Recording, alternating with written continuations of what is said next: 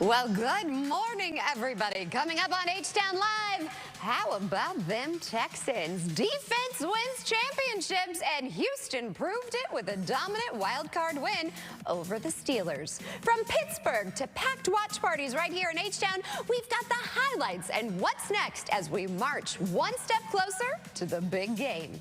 Plus, a former Houston Texans player is making big moves off the field for kids with special needs. He joins me live in studio ahead of his sensory-friendly football camp this weekend. And later, on the heels of the exciting news that Pico's restaurant will not be closing its doors, owner Arnaldo Richards. He is joining me live in studio to serve up all of the details on the decision to stay open and move. Plus, he brought some of his signature dishes on this Tasty Tuesday. You do not want to miss today's show. H-Town Live starts now. Live from Houston with Maggie Flecknoe, your destination for hometown business, local cuisine, culture, and community. This is H-Town Live. Well, good morning, everybody. It's Tuesday, January 13th. I'm Maggie Flecknoe, and this is H-Town Live. All I can say is... Hey, how about them Texans? Hey, man, couldn't be more proud of you guys, man. To come here, very tough place to play. And the way we finish the game is how we operate. Offense, for you guys to go down, drive the ball, run it, keep running. They know we're running it. We know we're running it. And the drive, how we finished that was outstanding by you guys. All right, way to bounce back. Didn't start pretty, but it don't matter, man. We finished the right way. So great job by you guys. Oh, yeah, it was a great job by them. I mean, I love this game. And what about this defense? It dominated. Houston, the Texans, we just made, if you watched it, they made franchise history on Monday night. They went into Pittsburgh and dominated the Steelers. You ready for this? 30-6. It never gets old saying that. Giving the franchise its first road playoff win ever. And it was the defense truly that put on a show. I mean, Houston sacked Aaron Rodgers, poor old man, 4 times, forced 2 fumbles, picked him off once, and turned 2 takeaways into touchdowns. Now, one of those takeaways was a scoop and score by Sheldon Rankins. Unbelievable. Pittsburgh finished with only 175 total yards and went 2 for 14 on 3rd down. Now, C.J. Stroud, I'm not going to lie, he had a rough start with 3 turnovers, but he settled in. You know, you get nervous. He settled in, and he finished with 250 yards and a TD. Christian Kirk stepped up with 8 catches for 144 yards and a score. And we caught up with C.J. Stroud after the game. Here's what he had to say. We had some problems with the snaps. Me catching them, got to find a way just to catch them and then take care of the ball. We knew on tape that they did a good job of, punching at the ball or trying to, get you to, while you're throwing, get your throwing arm. So, I try to work on that throughout the week. But they make plays, and I think these games, the playoffs games, from my experience, they're going to make plays, we're going to make plays. It's all about, moving forward and, trying your best to, flush it and keep going. So, I thought, every time we had to bounce back, we made more plays. So. Yeah, and you're going to make more plays because you're moving on. All right, so the Texans pushed their win streak to 10, and now they're headed to New England on Sunday to face the Patriots. It's not going to be easy. But meanwhile, back in H-Town, NRG was packed, you all, with fans for a watch party. Here's video, actually. Shout out to our director, Shadrika, who was at the Texans watch party last night. Swarm City was in full effect at NRG Stadium, and the city was all abuzz everywhere.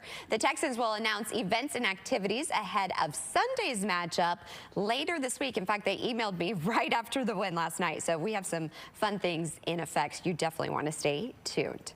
Meanwhile, friend of the show, H-Town Sports Talk co-host Kim Davis, she was actually at the game in all of the action, and she has the winning game highlights. Hey there, Maggie. Yep, it's Kim Davis here in Pittsburgh, Pennsylvania, where it is chilly on the field. I actually don't have my gloves on right now, but it is cold. The Texans kind of heated everything up in the stadium with their defense, which played lights out. The final score, as you've probably already mentioned, was 30-6. But it's the way that this team was able to win. The defense we've talked about all year is really good. It's probably the best defense in the league. But what they did on Monday night was nothing short of, I don't know, it's pretty spectacular, right? It was exciting, fun to watch, even for the players on their own team. The offensive players said they enjoyed it. Now listen, it would be a disservice if I didn't say this offense struggled. They struggled. They turned the ball over. It was not CJ's finest outing. But here's the thing that DeMeco Ryans said that he did well. He never lost the faith. He kept moving forward. He kept pressing, and he made plays when they needed to. So if they can struggle the way they did in this game offensively, turn the ball over as many times as they did, and still come out with a win, that bodes well for what this team can probably do in the playoffs. Next up, they travel to Foxborough to face the New England Patriots. And Drake May, the quarterback there, has been having an amazing season. They talk about him being a candidate in the running for MVP. But listen, they haven't faced a defense like this Houston Texans defense. And so they will have their hands full. Let's talk about some things positively that did happen for this Texans offense on Monday night. They ran the ball well. Woody Marks was over 100 yards. Nick Chubb also contributed. Running the ball, this team has said all year, is where it starts for them. Running the ball opens things up and allows C.J. Stroud to do some other things offensively. Allows the offensive coordinator, Nick Caley, to call some other plays because the run game starts everything up for them. You know, the offensive line, you can't talk about the run game and not talk about the offensive line and the way that they not only protected CJ, but the way they open holes for these running backs to get through and make some things happen. Christian Kirk, receiver Christian Kirk, who has had his biggest night as a Houston Texan, had 144 yards on 8 receptions. That was big, especially with Nico Collins being banged up, going out, being evaluated for a concussion. He did not come back in the game. Hopefully Nico is not concussed. Hopefully he does get to come back. But we saw this team find some other ways to get it done, and that is going to be the key. Sheldon Rankins, defensive tackle, scoops up another fumble and scores a touchdown. And then, of course, they get another pick six. So the defense scored 2 touchdowns. And when you can do that, in addition to your offense scoring touchdowns and your defense keeping the other team off the field, that is a great recipe for success and a great recipe for a win. Next up, as I mentioned earlier, it's the New England Patriots in Foxborough next Sunday. I believe that game is a 2 o'clock Houston time start. So that is it from here at Pittsburgh. I'm chilly, I'm cold, and I'm going to get inside. I'll see you when I get back. And don't forget, H-Town Sports Talk on Friday night with me and my co-host, Brad Gilmore, 10 o'clock on the CW. We'll be talking about this game and then previewing what's going to happen next Sunday. Thanks, Kim, and safe travels home. So, as they say, on to the next one, on to the next one, which, as we've all been saying, is the Patriots. Now, New England is the #2 seed, and they're coming off a 16-3 win over the Chargers over the weekend. This is also a familiar playoff trip for the Texans because Houston has actually played postseason games in Foxborough before, so it's familiar territory. But the Texans have gotten past New England in those matchups. This time, though, it does feel different because Houston's defense is trending, as we've been talking about, as one of the most dangerous units in football. Now, as I mentioned, Houston will play the Patriots in the divisional, it feels good to say that, round on Sunday with kickoff set for 2 p.m. our time. Now, I just looked up at the odds. I will say they're saying that the Patriots are the slight favorites, just slight. But that's okay. We're the underdog. But they're favored by 2.5, 3 points. But, what's 2.5, 3-point favorites? We can definitely beat them. All right, and still to come, a former Houston Texans player is making big moves off the field for kids who have sensory sensitivities. I'm so excited because Michael Tyson is joining me in studio ahead of a very special football camp he is hosting this weekend. He'll be joining me on the couch after the break. Well, welcome back, everybody. A former Houston Texans player is making huge plays off of the field. I admire him so much. Michael Tyson retired from the game and has turned into a mental health advocate. In fact, he started a foundation to help neurodiverse children, athletes, and their families. This Saturday, the foundation is hosting a sensory-friendly football camp featuring NFL and NBA vets. So please help me welcome former NFL safety and now entrepreneur Michael Tyson to the show. Thanks so much for waking up with us. Thank you. Thank you. Thank you for having me, Maggie. I'm so thankful. Our friend Jessica, she had our paths cross, and I had to have you on the show. First off, tell us a little bit about your career and what landed you here. Oh, my career, I started in 2017. I got drafted by the Houston Texans. I got drafted by Seattle, actually, and then ended up with the Houston Texans the year later. And then after that, I went to Green Bay. Oh, my goodness. So after my career, I ended up getting injured.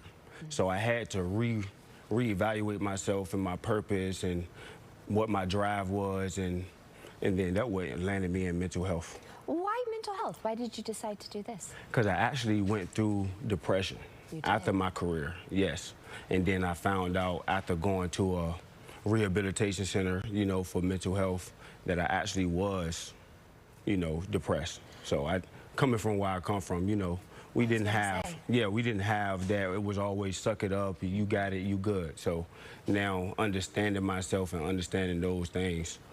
And I can only imagine, because you dedicated your life to the game and then to get hurt, and then your world is turned upside down. So first off, I'm so proud of you. Thank you, for I appreciate just saying that. it out loud, because that's not an easy thing to say and to do. And live your truth, and now you're helping others. Yes, that's the main thing. And now you're helping children too. Yes. So tell me about this in the foundation. So the foundation, it was built, the Tyson Center Foundation was built to bring awareness to mental health, right? And then going through that path, I ended up working with somebody named Lauren that worked with Texas ABA Centers. And then we partner, and now we do a lot of work with autism, with kids with autism. Okay. And now what we do every year is, you know, and now we're about to start doing it monthly, actually. So we'll have another camp in March. Wow. You know. For kids with autism. So now just bringing awareness for that, because, you know, 1 out of 39 kids is diagnosed with autism. I know. And that's a big community. So now just making them inclusive and bringing it together, and it's just a big thing. And my whole thing is giving back. This is really incredible. So tell me a little bit about this sensory-friendly camp, football camp that's happening this weekend. Yes, so this weekend we're having the sensory-friendly football camp, like you said. And our goal is to bring everybody together and make them feel inclusive. So with being a former athlete, we're going to do a lot of drills, you know, football drills. No pressure for the kids. If they want to participate, they can, but we have chill zones, you know, relaxed areas, cooling areas. We have the sensory toys, and we have bounce houses, everything for the kids so they can, you know, just enjoy themselves and feel inclusive. When you look and you see that you're making a difference in these children's lives, what does that feel like to you? It's actually a blessing. You know, it's something that I honestly, it's hard to even put in words, you know. So, but for me, I'm just blessed to be, you know, just a mentor to help these kids and just be able to, you know, put on something like this for them. So can people still participate? How does this work? Can they still sign up, or is it? Yes, yes, they still can sign up. If you go to Eventbrite, or you can type in Sensory Friendly Clinic, or you can go to my Instagram _Michael Tyson, or the foundation Instagram, the Tyson Center _ the Tyson Center _, and you can go there, and then you can go to the bio, and the link is in the bio, and they'll take you right to the registration. Then you can sign up. I love that, because I know a lot of our viewers that they would love to take their kids definitely. to do this. The more the merrier. This is Please spread the word. I want everybody to come. This is really incredible. Yes, I love definitely. it. And you actually have some other athletes that are going to be joining you. Yes, I have. There's actually a bunch of former athletes. I got Ryan Hard, you know, for the Rockets, the commentator. Yeah. I got a dude, Dokes, that I played with in college that played in the NFL for a little bit. William Wilson, Marvin Wilson, he's going to be there. He played with the CFL. That's awesome. It's a whole bunch. It's a lot, actually. So, yeah, but look at the flyer. You'll see them all. I love it. You said you brought me something. Yes, I did. I'm actually very excited. I got you something. This is One of awesome, my you favorite guys. jerseys. I love it. This is And for you. go Texans. How Go you feeling? Texas. You think we're going to go? You think we're going to beat New England? It's going to be hard. It's gonna be a tall mountain to climb, but y'all can do it if you put the work in, you know, and stay focused. Right? The defense is locked. We The like the defense, look, top defense in the NFL. The offense just got to show up. Less mistakes. Okay, sounds good. Well, you know what? I'm so proud of the moves you're making off the field. Thank you, You continue thank you. to shine. Thank you for what you're doing. Come back Appreciate on the show. you. Will do. Oh, and another thing, I have some books that I wanted to bring you also that I want to give you. Okay. You know, and Okay. also shout out to M5, Nicole, you know, marketing. That's my Okay. marketing team. Perfect. So, and then Lauren and the ABA centers for sure. All right. Well, thank you so much, Michael. Nice Thank to you. meet Appreciate you. All right, stay tuned. You are going to love it. Picos is in the house because they're not going anywhere. Stay tuned. Well, we're already at that halfway mark, and still to come, the taste of the NFL is back. We're actually going to be talking to one of the chefs in the cook-off who will tell us what they have sizzling to benefit food insecurity. Plus, all those rumors, they're false. I'm so excited because a local restaurant on the verge of closing its doors is staying open. That's right, Picos, and I will be joined by the owner himself. And Mattel is releasing a new Barbie doll as part of their Fashionistas lineup. We are going to tell you why it's extra special for certain type of kids. That and more is headed your way. The second half hour of H-Town Live starts after the break.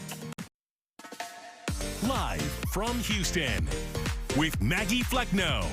Your destination for hometown business, local cuisine, culture, and community. This is H-Town Live. Well, good morning, everyone. Thank you for joining us for the second half hour of H-Town Live. Ooh, the countdown is on. It's so exciting for Super Bowl 60, which also means the countdown is on for the taste of the NFL. It is going to be back, and the entire weekend, top chefs, NFL players, and Hall of Fame legends join forces to tackle food insecurity among children. Joining us to tell us more is world burger champ and restaurateur, Chef Mark Bucher. Thanks for waking up with us. And Houston restaurateur, too. Come see Medium Rare in Houston, Midtown. Come on, let's go. Let's go. Yeah. You need to come in And- studio. We'll do that, too. But talk about let's go. How about the Texans? I know, honey. What? I know. Our defense. What? I know. You should be scared. Any team should be scared of this defense. My gosh, no question about it. So a little torn, but, you know, I love the fact rooting for the team where I have a restaurant. So let's go Texans. I hope you see them in the Super Bowl, and you'll see more of me if they're in the Super Bowl. So let's keep going, right? I know, I love it. It's just like a really exciting time. You know what I mean? It's after the holidays, but then now it's like, woo, it's time. It's time for the big game. And I love It electrifies a city, especially when your team is going, right? Exactly. And you and I have a lot of teams we're rooting for, which I love. Yeah. And I also love Taste of the NFL. So tell us a little bit more about it for those who aren't familiar about it. So this is the largest philanthropic event of Super Bowl weekend. Okay. A bunch of chefs, celebrity chefs, Andrew Zimmern, Carla Hall, myself, Letitia Perry, we host every year. We bring in local chefs from the area. Tyler Florence and Kat Cora are joining us this year in San Francisco. Gen Youth makes sure that America's students don't go without a meal at school. 1 in 5 students are food insecure, And their mission is to make sure that these kids have access to nutrition and meals. The big deal is this year, Taste of the NFL is sponsored by PepsiCo. So if you're going and you're looking on a soda shelf and you're going between Coke and Pepsi, or you're going between another brand, PepsiCo is stepping up, making sure that these kids get access to the meals they need. Now, we raise money to then provide these meals to schools, not only in Houston, which we have operations in, but also in the Bay Area, because we're in San Francisco this year as well. So there's about 4,000 or 5,000 people that show up. NFL legends are signing footballs. We're cooking great food. Great opportunity for pictures. Tickets at tasteofthenfl.com. It's the Saturday before the Super Bowl, which is on February 7th from 4 to 7 p.m. Make sure you get your tickets now, because if you wait until the teams get called, they get scarce and they get hard. That's the rule for Super Bowl week. Make your restaurant reservations now. Yeah. I'm just giving Houston some good juju here, right? Yeah. Make your restaurant reservations now. Make your hotel reservations now, and buy your tickets at Taste of the NFL. I mean, I remember when it was here. I mean, that was so much fun when the Super Bowl was here. Oh my gosh! So, I remember when it was in Houston. It was bonkers. It was. Bonkers. And, you know, frankly, Houston was an easy city to get around because transportation was so smooth. San Francisco is going to be a little challenging this year to do it. But we do want to see everybody there. If you can't make the event, right, but you want to end student hunger in America, visit genyouth.com and help us do this. What are you cooking? So I am doing 72-hour short rib, frite, black truffle egg rolls. Stop. So Medium Rare is a steak frite restaurant. That's all we specialize in is steak frites. And it's the biggest steak deal, best steak deal in Houston. It's $32. Complete meal, and you get seconds on your steak. In between the meal, we're fairly new. Come see us. Our campaign we're doing right now is the best steak sauce in Houston, best steak sauce in Texas. There's so many great steak places in Houston. Everyone knows steak. You know what? You can come eat at Medium Rare for less than it costs you to buy groceries in the grocery store to have a great steak dinner at home, and let us do the cooking and let us do the cleaning. Bottomless cocktail brunch on the weekends as well. Get the French toast. Chef, I need you to come in studio. I had no idea. Let's go. Let's go. Let's do it. After you're done with this, you need to make a date here, okay? We will do that. I would love that. I would love it too. Again, thank you for what you're doing, especially though for these kids. How can we contribute even if we're not there again? Tell everybody the website. You want to visit genyouth.com or tasteofthenfl.com. All right. And if you can't, give $20. If you can, all this money helps solve this problem. You know, politics aside, there has been a problem with SNAP benefits. There has been a problem with school lunches. And there's a gap for kids, especially those in after-school activities, where they are running hard after school. They're left to go home on an empty stomach, and they're hungry. And when they go home, they dive into the bag of chips, or they dive into something that's not really healthy. Then they have dinner a couple hours later. We make sure they have healthy alternatives at the end of their school work day before they go home, really making sure we give them the energy to excel in sports, the energy to complete their homework, the energy and the mindset to eat right and eat healthy. You know, when I was a kid, no one taught me how to eat healthy and eat right. And Gen Youth and Taste the NFL really make sure they have balanced options, fresh fruit, granola, fresh whole grains, really making sure they learn what they need to get the energy they need to then do their homework, perform well, and sleep well. I mean, really, this is the MVP. I think we all need to donate if we can. So I would love to go. This is the best part of the weekend. Myself, for sure. It's the best part of the weekend. And, you know, we've expanded it. Now we do Taste of the Drafts too. This year it's in Pittsburgh as well.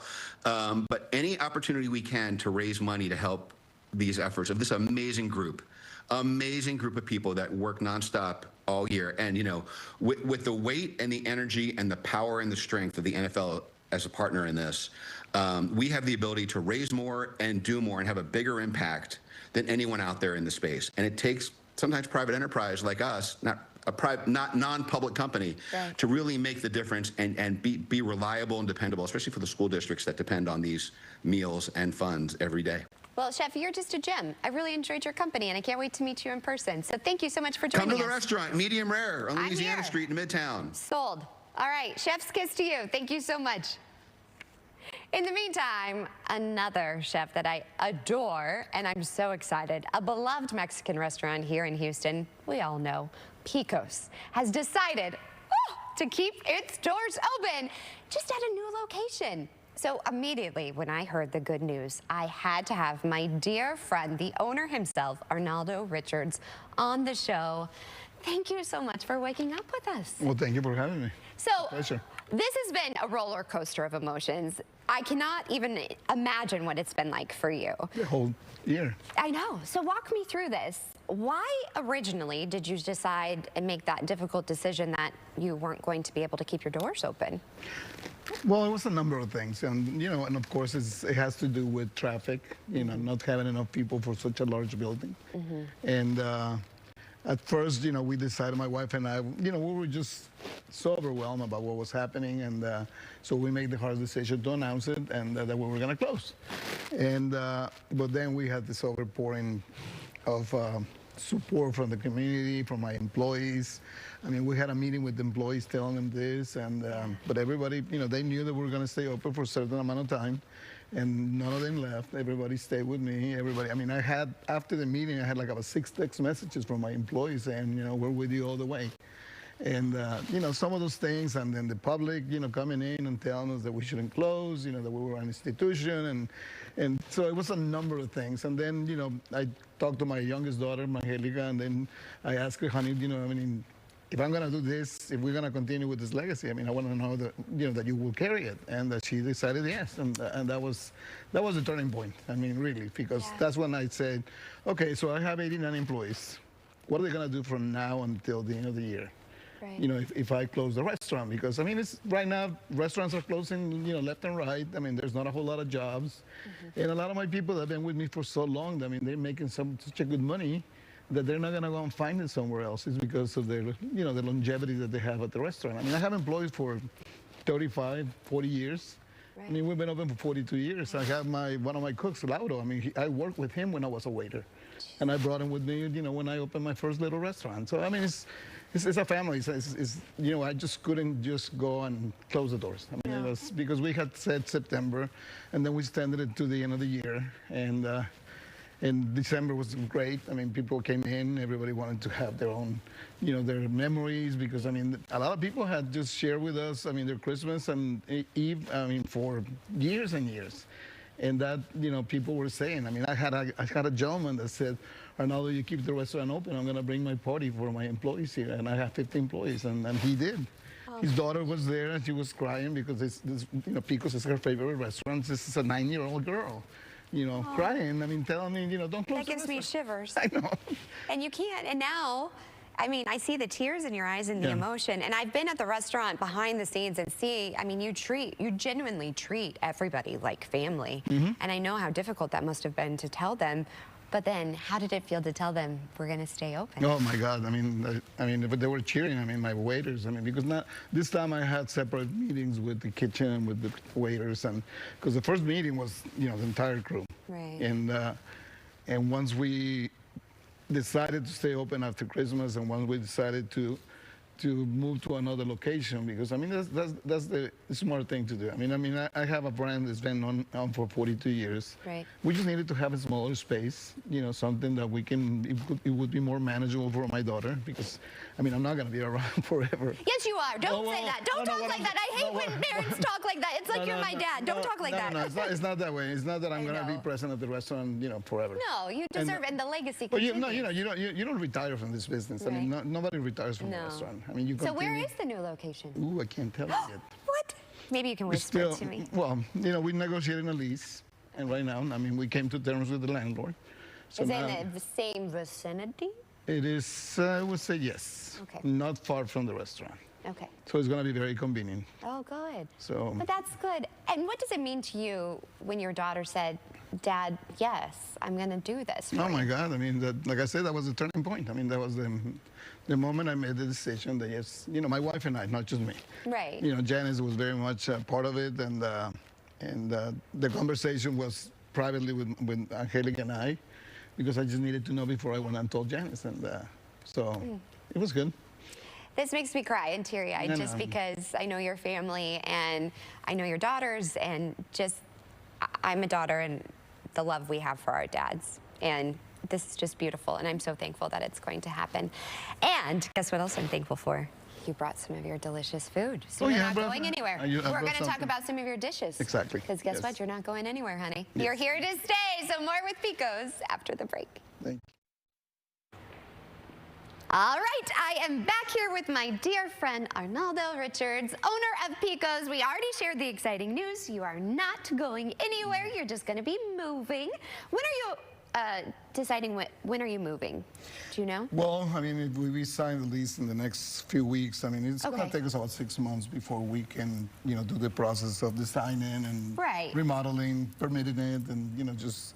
But, I mean, last time it took me 9 months to do the big restaurant, so this time I'm probably prepared more, to do it a little faster than that. Right, and you're working with your daughter, which I love because she also is young, has fresh ideas, and you said we're evolving, and you're evolving with it, which I think is smart, too. So tell me a little bit about this and what the dishes, I mean, it smells heavenly here, you all. Well, one of the things that the way we're changing things is, we're going to start doing smaller portions, more shareables. I mean, I know I brought This is I know I brought big portions right here, but this ones we can do like a sample of three of the pozoles.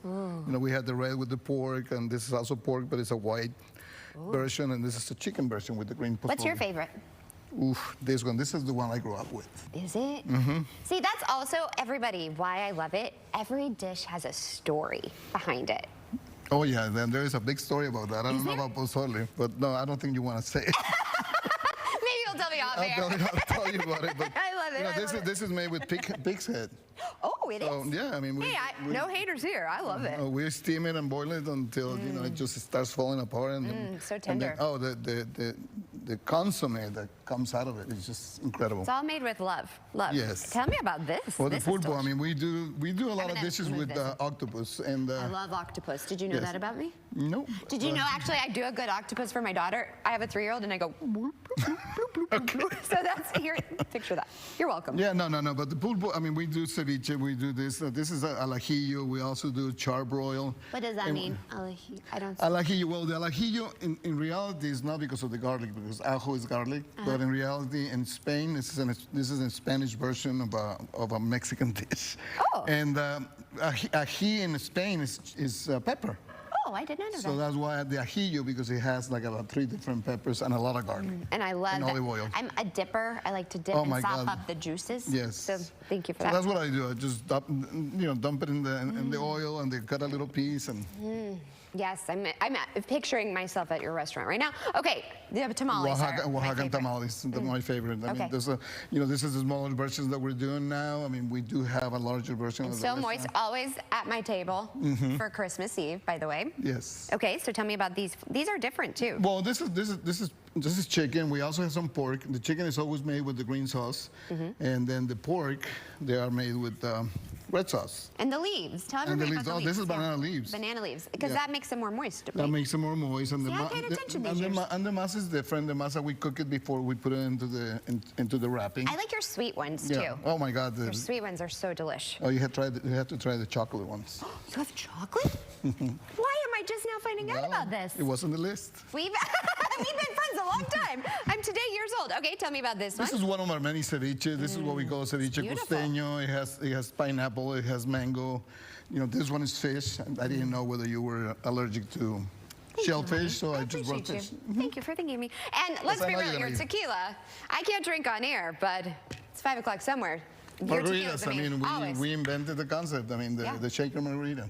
And you go to Rico's, and that's why we had those neon colors, because you can see the dining room just full of those shakers on the tables, and they just stand out.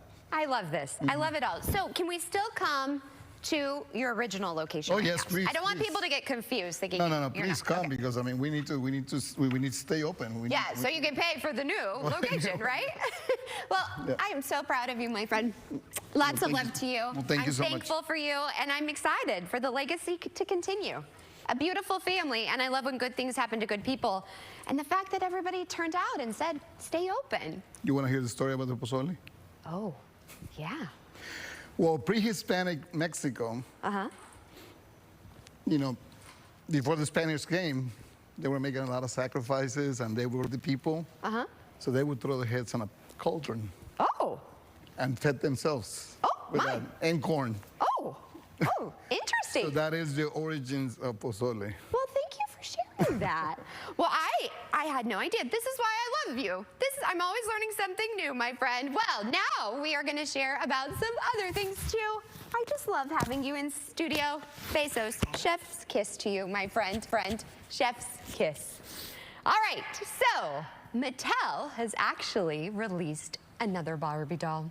You guys know how much I love Barbies in their Fashionistas lineup. So meet Barbie, the first ever doll who actually has autism. I have one right here too. So the company worked with am I saying that right? I'm not sure if I said it right, so I apologize if I didn't.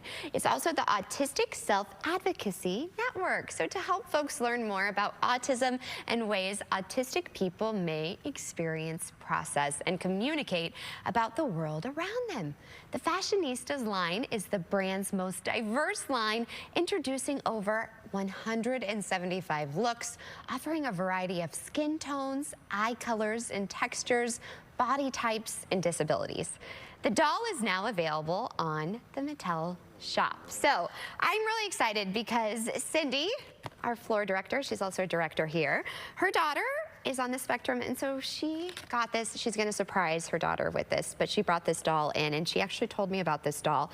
But I love it. She has on this beautiful dress, and she has headphones on because, you know, sensitivity to sounds and everything. A lot of times they wear headphones, and they have pink on there. But I just think it's beautiful. I work with a lot of children because I do anime and voiceovers, and I work with a lot of children who are on the spectrum or have sensory sensitivities. And as a mother, I couldn't imagine my daughter not having a Barbie that looked like her, or she didn't feel like she had somebody that looked like her. So well done, Mattel. I love the fact that Barbie lets girls be whoever they want to be.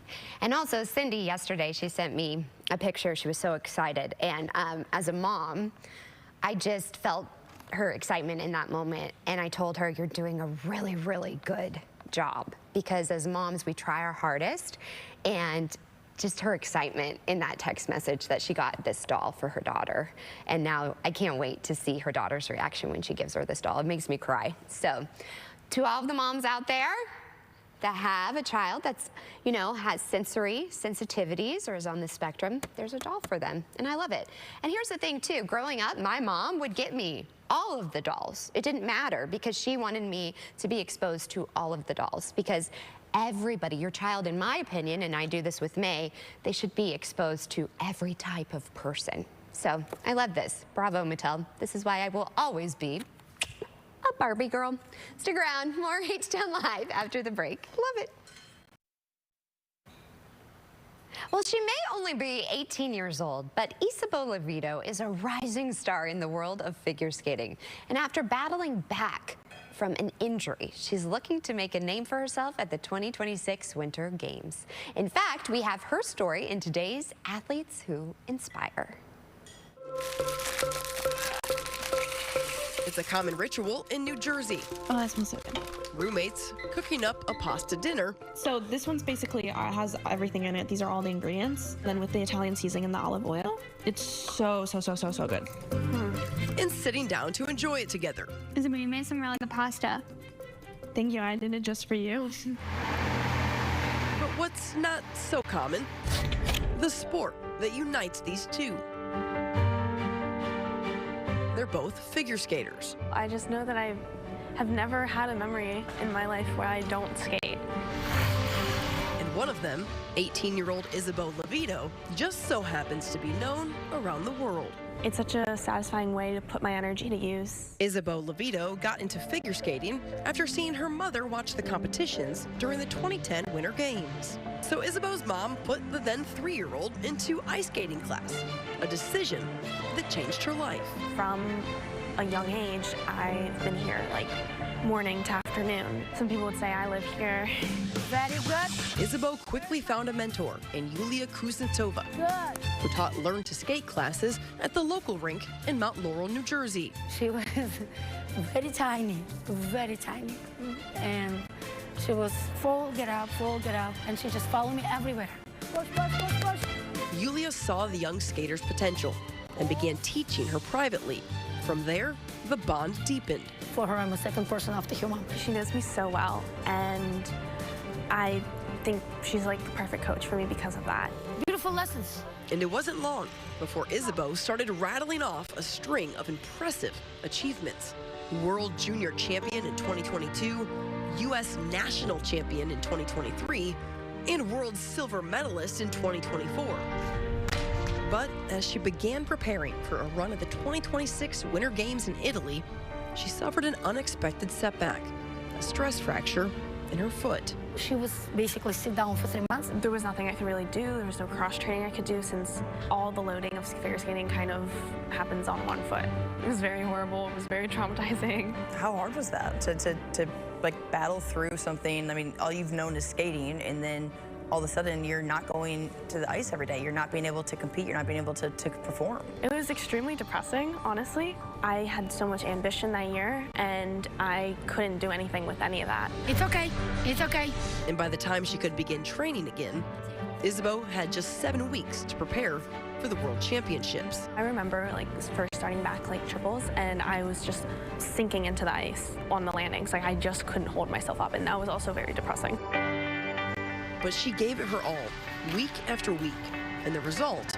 She was in top 4th in the world, preparing only for 7 weeks. It's another good lesson for myself, how well I can do when I put in the right amount of work. On the camel special, Isabeau's hands, please. Now Isabeau and Yulia hope that work pays off, with a chance to compete on figure skating's biggest stage, the Olympics. For me, it's huge and special because for me personal, like I'm just thinking about, I get emotional. I just do think from diapers to here. Yeah. So when she came, she was in diapers.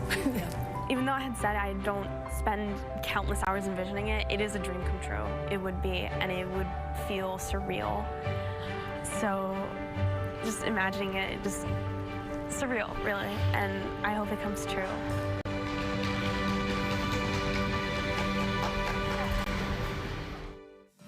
What an incredible young lady. All right, that's nearly a wrap on today's show. But before we go, here is a look at today's sponsored content. And we also want to thank all of our incredible guests who were on the show. I loved all of our guests today. What a jam-packed show. Give them a follow on their social media handles you see on your screen. They were kind enough to support all of us. We want to support them. Also, would you like to be featured on our show? I would love to talk to you. Just send us an email at htownlive@cw39.com. You can also follow us on Instagram at CW39HTownLive. And listen, I get it. I'm a busy working mom. We are all about meeting you where you are in your day. If you can't watch us live, you can always DVR us. We always stream as well. You can always stream us again at noon on CW39.com. In the meantime, we'll see you back here tomorrow morning. Same place, same time for more H-Town Live. Tomorrow's Wellness Wednesday. And if you made that New Year's resolution of, eating healthy, we have an easy way you can do it with a really tasty smoothie. Trust me, we're going to be blending it up in studio. That and more is headed your way. In the meantime, have a great rest of your day. And how about them Texans? Bye, y'all.